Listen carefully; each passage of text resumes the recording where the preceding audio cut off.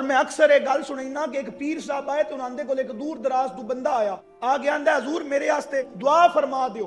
آپ ہاتھ اٹھائے, آپ دعا کی تھی ربنا آتینا فی الدنیا حسنہ وفی الآخرۃ حسنہ وقنا عذاب النار آمین.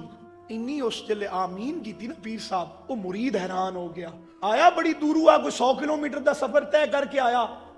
آندہ کرما لیا پیرا میں 100 کلومیٹر کیتا ہے تے دعا منگین آیا تیرے کول, کوئی جھاٹتے دعا تے لاویں آ سکینٹا ہی مکا چھڈی آ. پیر صاحب نا مڑ محبت نال سمجھایا, کیونکہ جڑے اللہ دے ولی ہوندے نے وہ لڑدے نہیں, پیار نال سمجھیندے نے.